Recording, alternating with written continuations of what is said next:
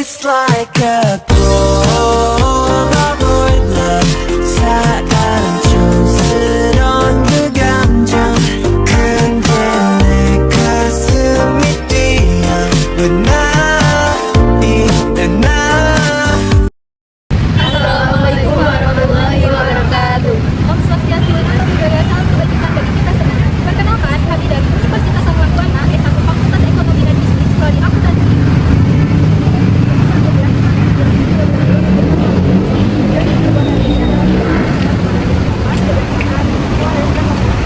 Ini adalah salah satu tugas kategori yang wajib berhubungan keluarga negaraan dengan dosen pengampu pengajar dan Pose with the fans.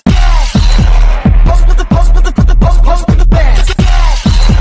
Pose with the pose with the pose with the fans. Fans. Pose with the fans.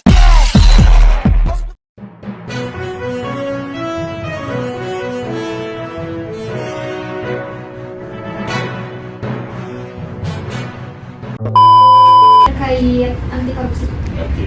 Menurut Bapak, korupsi itu apa sih Pak? Korupsi, definisi korupsi ya? Iya Pak. Oh gitu ya. Korupsi adalah tindakan melawan hukum yang sudah diatur dalam undang-undang di Indonesia berlaku di Undang-Undang 31 tahun 1999 sebagaimana dirubah dengan Undang-Undang Nomor 20 tahun 2001 tentang tindak pidana korupsi. Gitu ya. Definisinya mungkin bisa dilihat di sana lebih spesifiknya, tapi undang-undang yang mengatur di dalamnya yaitu Undang-Undang Tindak Pidana Korupsi Indonesia diatur di Undang-Undang Nomor 31 tahun 1999 sebagaimana dirubah dengan Undang-Undang Nomor 20 tahun 2001. Faktor-faktor yang menyebabkan korupsi itu masih marak terjadi sampai saat ini Pak? Kalau dilihat sih memang ada beberapa faktor ya, ada berdasarkan ada kita selalu mengelompokkan dalam tiga hal ya, yaitu corruption by need atau korupsi karena kebutuhan. Ada corruption by will, ada keinginan, dan yang ketiga adalah korupsi karena greed atau serakah.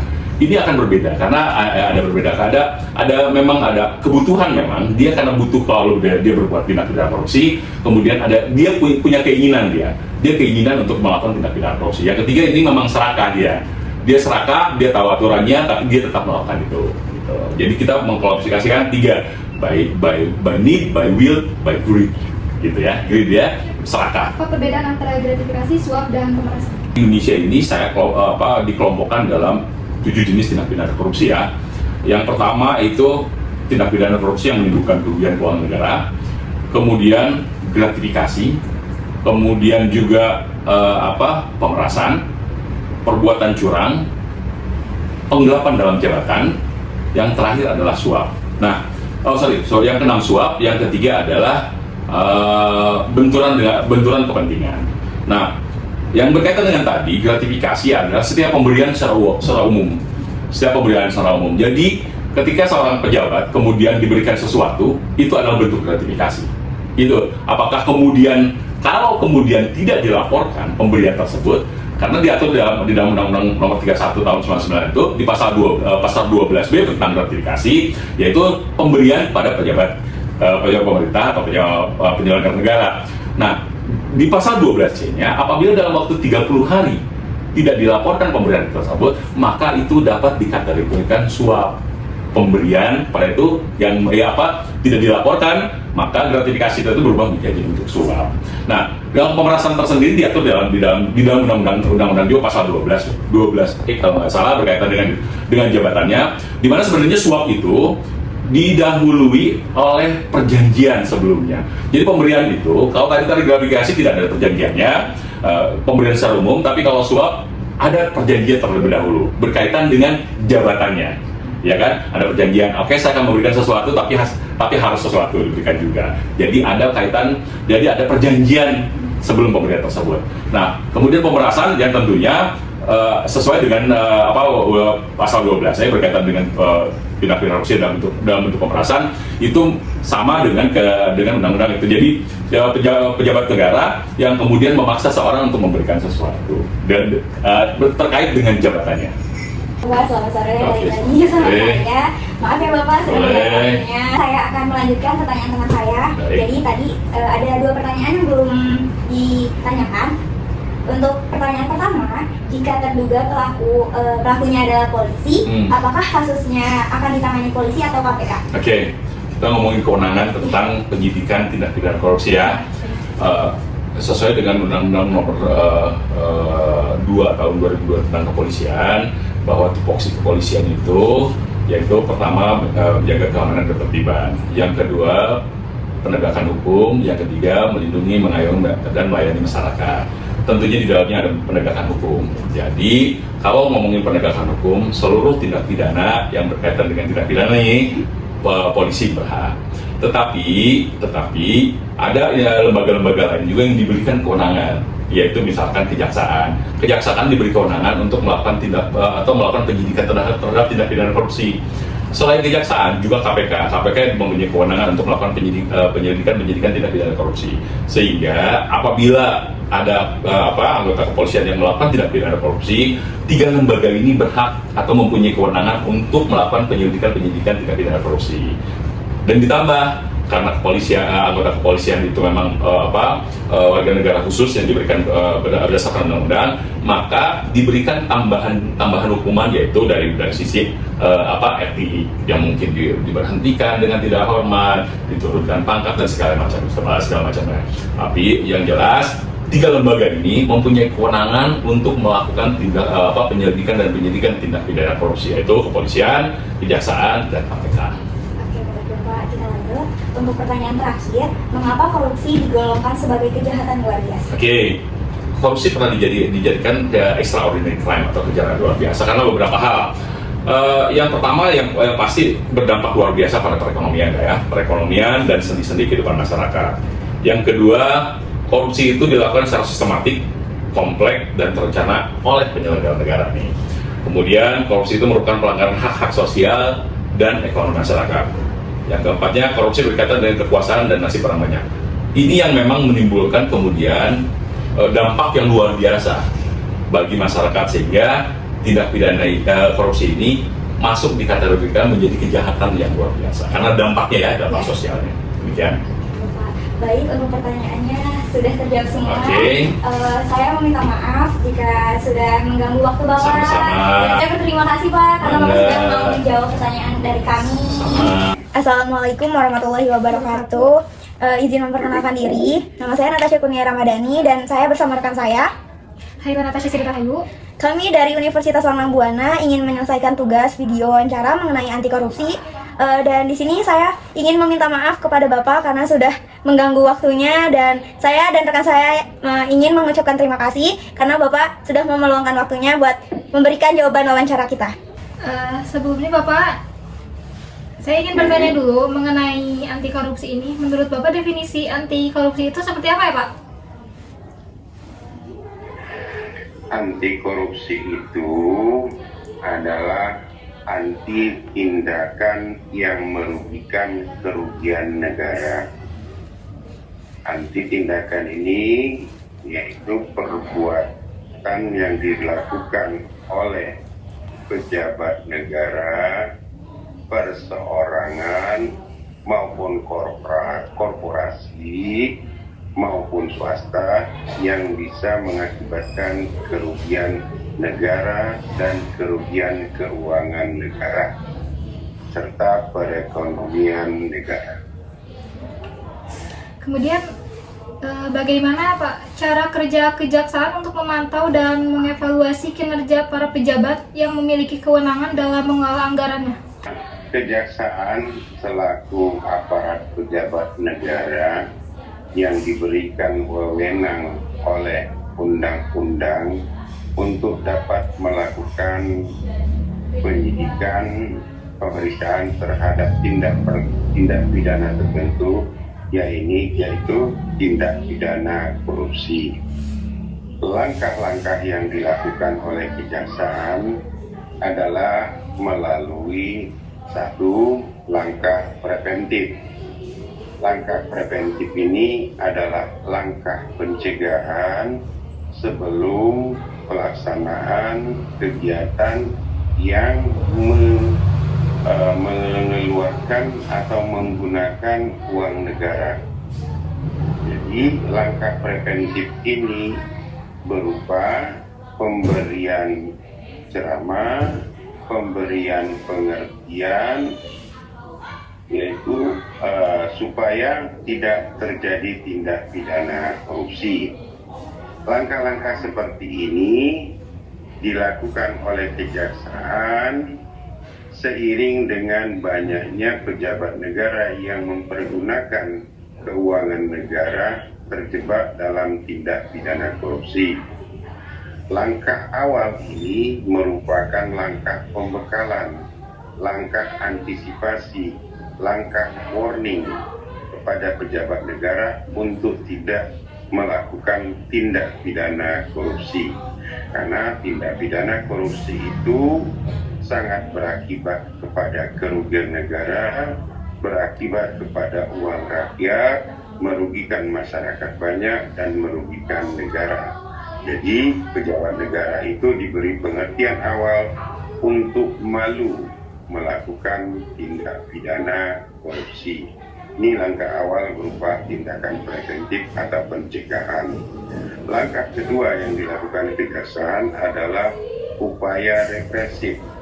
Upaya represif ini adalah langkah yang dilakukan kejaksaan bila ada menemukan indikasi tindak pidana korupsi, perbuatan tindak pidana korupsi, sudah melakukan tindak pidana korupsi, maka kejaksaan akan melakukan upaya represif, yaitu berupa pemanggilan, pemeriksaan, penggeledahan, penyitaan, bahkan itu bisa dilakukan penahanan terhadap pelaku yang dianggap sebagai tersangka dalam pelaku tindak pidana korupsi.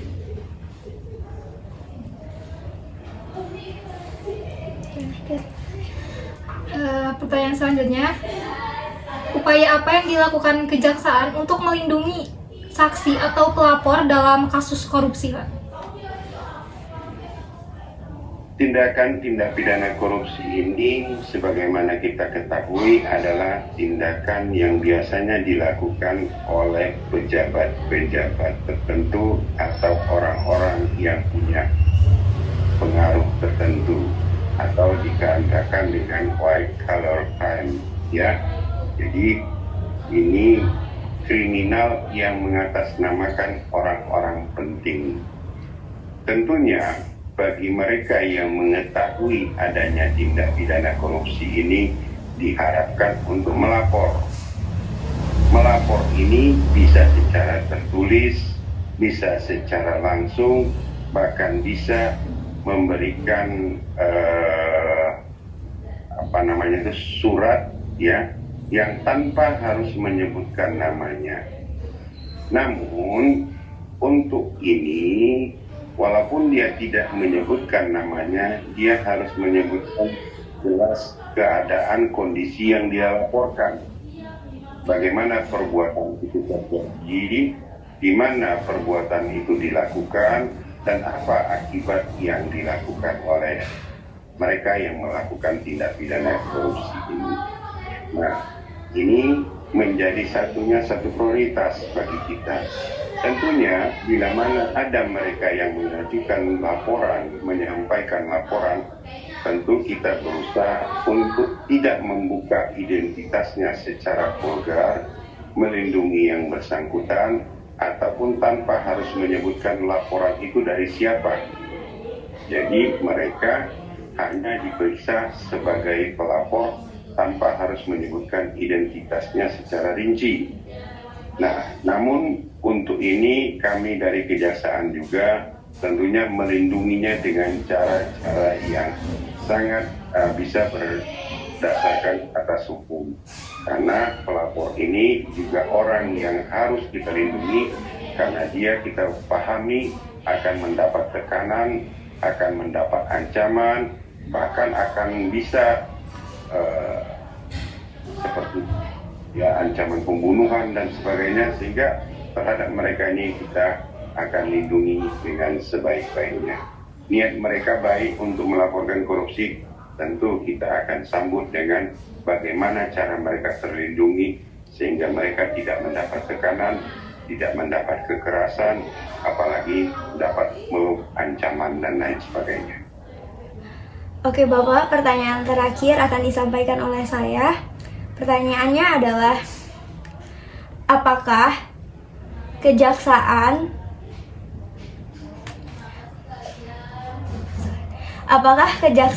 pernah ada kendala dalam upaya pemulihan aset hasil korupsi, dan apa saja kendalanya, serta bagaimana pihak kejaksaan membangun sinergi kepada KPK dan kasus korupsi yang melibatkan pejabat tinggi negara? Untuk pemulihan aset negara sampai sejauh ini memang kita berjalan dengan baik tanpa ada kendala yang berarti. Memang ada beberapa kendala dihadapi di lapangan, namun bisa kita tanggulangi. Kendala yang nyata tentunya bagaimanapun pelaku korupsi ini selalu akan menyembunyikan hasil kejahatannya, berkedokkan nama orang lain, berkedokkan pencucian uang, atau tindakan-tindakan lain yang dia lakukan untuk melindungi hasil korupsinya. Namun sampai sejauh ini kita kejaksaan bisa mengatasi itu semuanya dan berjalan lancar.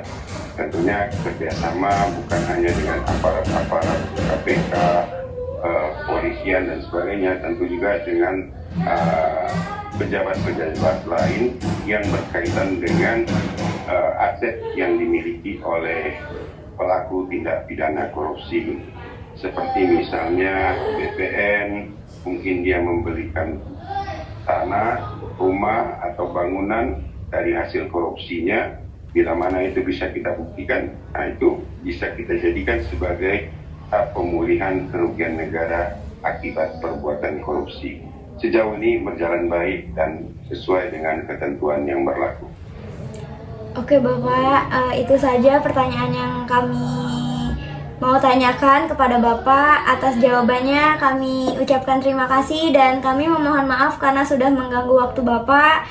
Sekali lagi kami ucapkan terima kasih. Terima kasih Pak. Ya, sama-sama. Terima kasih kembali. Semoga sukses. KPK menetapkan Menteri Sosial Juliari Batubara, kedua pejabat pembuat komitmen Kemensos, serta 2 pihak swasta sebagai tersangka kasus dugaan korupsi dana bantuan sosial COVID-19. Bagaimana peran advokat dalam upaya pemberantasan korupsi? Peran advokat. Jadi advokat ini kalau kita mengacu kepada Undang-Undang Nomor 18 Tahun 2003 tentang advokat. Advokat adalah salah satu penegak hukum di dalam sistem peradilan pidana. Namun ada beda pendapat ya. Namun kalau kita lihat secara teori, subsistem peradilan pidana itu hanya lembaga kepolisian, kejaksaan, pengadilan, dan lembaga pemasyarakatan. Advokat tidak masuk ke dalamnya. Jadi kalau kita mengacu kepada undang-undang yang tadi saya sebutkan, advokat masuk dalam proses penegakan hukum atau sebagai penegak hukum ya perannya. Ini memiliki peran dia sebagai penyeimbang dan juga pengawas penegakan hukum sebetulnya. Gitu. Kalau kita mengacu kepada Undang-Undang 18 Tahun 2003, saya contohkan seperti ini. Ketika ada sebuah tindakan korupsi, terus kemudian dia dituntut dalam proses penegakan hukum, gitu ya. Kalau hanya pihak yang inti dalam proses penegakan hukum itu seperti hakim, JPU, ya, jaksa penuntut umum, ya. Katakanlah kita membayangkan tidak ada advokat, gitu. Nah bisa saja hakim ataupun JPU memberikan keputusan atau memberikan kewenangan yang abuse of power atau memberikan kewenangan yang di luar menyimpang lah ya gitu, kewenangannya itu menyimpang di luar kewenangannya gitu. Nah kalau tidak ada advokat tentu tidak ada penyeimbangnya gitu. Kalau misalkan jaksa mau melakukan apapun ya, misalkan jaksa mau melakukan abuse of power, kalau tidak ada advokat maka tidak ada penyeimbang, tidak ada yang bisa mengawasinya. Maka peran advokat sebagai penegak hukum di sini adalah untuk menyeimbangkan supaya unsur-unsur penegak hukum yang lain seperti jaksa, hakim dia bisa on the track sesuai gitu menjalankan perannya. Dia tidak abuse of power karena ada penjaganya gitu ya, ada penyeimbangnya itu advokat dalam hal ini. Jadi selain dia sebagai pembela hak-hak dari si terdakwa atau tersangka, dia juga sama perannya adalah menyeimbangkan proses penegakan hukum gitu, supaya jaksa, JPU dalam hal ini atau relatif tidak berlaku semena-mena. Menurut saya, korupsi di Indonesia masih menjadi masalah yang sangat besar, terutama di pendidikan. Contohnya penyelewengan dana kepada mahasiswa atau pemungutan liar kepada mahasiswa. Seharusnya pendidikan menjadi sarana yang mencetak generasi yang jujur dan berkualitas. Kalau menurut saya sendiri sih, pendidikan anti korupsi di lingkungan kampus itu sangat penting, tetapi memang implementasinya saja yang lebih perlu ditingkatkan lagi. Karena jika hanya mengandalkan teori, mahasiswa itu kurang merasakan apa pengaruhnya gitu. Jadi menurut saya, seharusnya untuk pendidikan anti korupsi itu lebih melibatkan tentang studi kasus, diskusi, juga praktik tentang integritas agar mahasiswa itu benar-benar mampu menerapkan nilai-nilai anti korupsi tersebut di kehidupannya mereka. Saya sendiri sih bisa dimulai dari menolak semua bentuk praktik pungli yang ada di sekitaran kampus, dan juga saya selalu mengingatkan atau mengedukasi teman-teman akan pentingnya tentang transparansi di suatu kelompok seperti organisasi ataupun kepanitiaan. Jadi untuk setiap pengeluaran dan pemasukan yang ada di suatu kelompok tersebut itu dicatat, dan semua anggota itu harus tahu akan pengeluaran dan pemasukannya itu. Juga saya mendukung segala organisasi dan kelompok yang mendukung akan budaya dari anti politik tersebut. Korupsi adalah musuh kita bersama. Ibarat virus, korupsi juga tersebar di mana-mana.